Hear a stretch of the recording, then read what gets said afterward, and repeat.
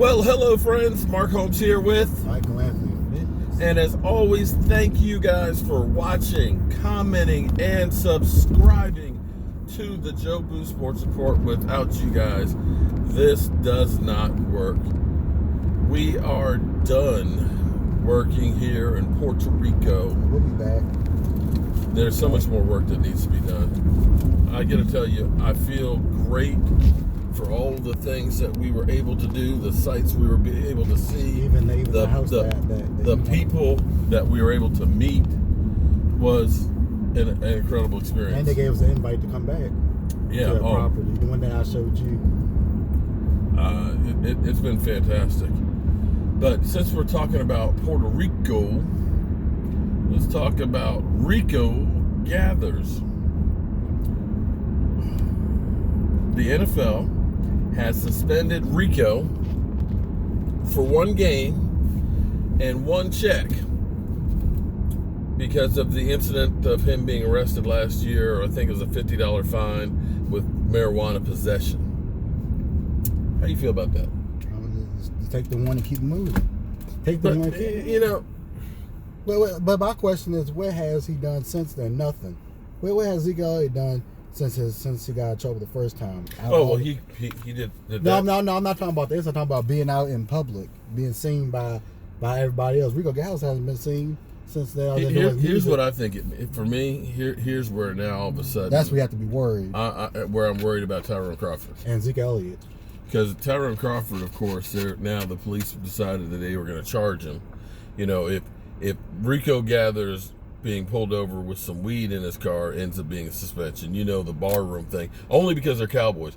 Because here's what kills me is, okay, so Rico had a little teeny bit of weed. Probably was going to play the first game anyway. But regardless, he had a little teeny bit of weed and he gets suspended. Here there is a video that is questionable with a wide receiver who is, and I'm trying to get you to sleep with while she's cutting up some powder. Did they investigate that one? As far as you know? Did he get a phone call from the NFL? Did they investigate him? Because this is what always happens to Dallas Cowboys players. Dallas Cowboy players, we get suspensions. You know, I'm hearing about Tyreek Hill, who there's a baby who was taken into custody or away from them who had a broken arm. And there's 911 calls and there are calls between them and stuff like that.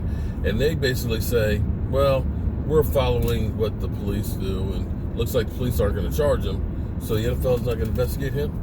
But they're going to investigate Zeke Elliott? Zeke for that? Where's the paper? Where's the agreement? He had the agreement to. I get the other incidences because they should investigate those. But Zeke Elliott has an agreement. Now, if the agreement wasn't out there and they started investigating him, then I would call bull on that one. But they had the agreement. Well, here's that. So basically, let's set in our mind now expectations of Tyrone Crawford and Zeke Elliott being suspended. No, I'll go off if they give him 6. But if they give him a game or 2 and then move on from him, then cool.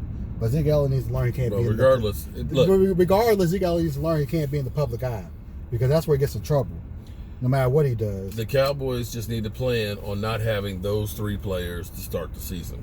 Okay. Well, it's not, the first game of the season. Okay. If it ends up being that there is no suspension, hey, great, wonderful, I'm happy. You still need to plan for life without those guys for at least the first couple of games. Well, Rico 1 game. Yeah, Rico probably wouldn't even play the first game, so we'll be okay with that one. Okay, so, you know, I mean, it is what it is. The NFL is always going to make examples of the Dallas Cowboys. So, Mike, you've been here in Puerto Rico since Sunday. What was your favorite thing that you did? Where we just came from. The farm? Working on the farm, doing the roof? Yeah, we both have videos coming to you with their information for the GoFundMe and for their farm if you want to come up there and do some volunteer work. And you're working for food, but it's great fruits and vegetables and meals and things too that they provide for doing charity work. And you get to come to the beach. Well, for me, seeing Miss Ramos happy. That too. See her very good, very good. Warmed my heart. And I'll say, going to this beach over here, these buildings, they look like shacks almost. But they're nice inside. But they're bars and tattoo parlors and stuff. They have a spin your wheel to pick your tattoo. And they have a bar too. And yeah, and they got a bar. So I'm not sure that that's the place you want to go, because you may have a little too much to drink. Let me spin the wheel, okay? And that's where you get that tattoo that says regrets. And the beach is, well, you saw me sitting out there on the beach one day shooting a video, but the beach is beautiful. But there's a lot of work that needs to be done, and a lot of people's lives that have been affected. You know, listening to, what's her name?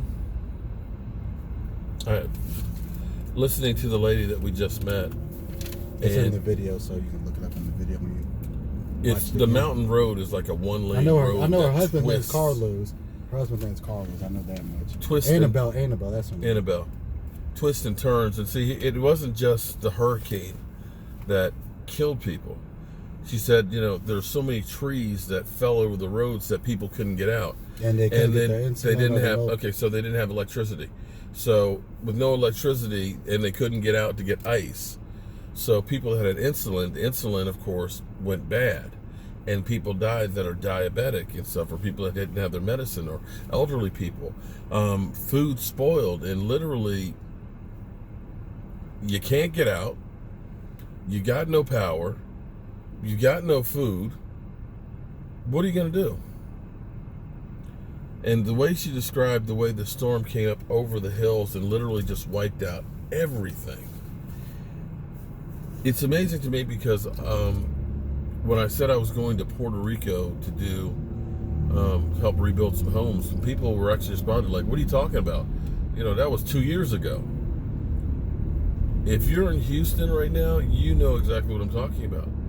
It's years in the rebuilding of having a disaster like that.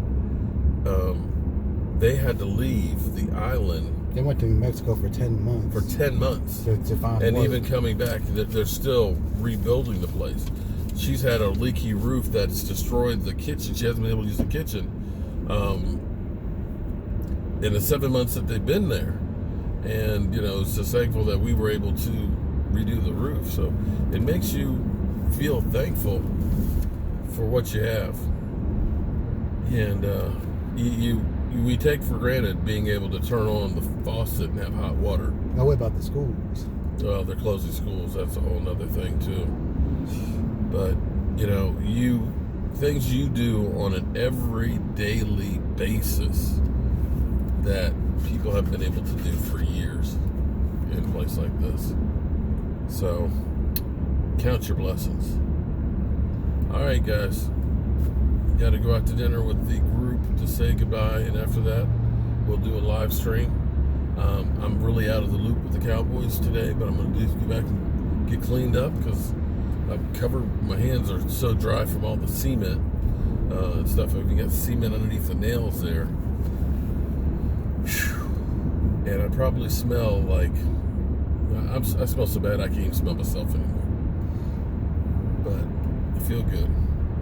I'll see you guys.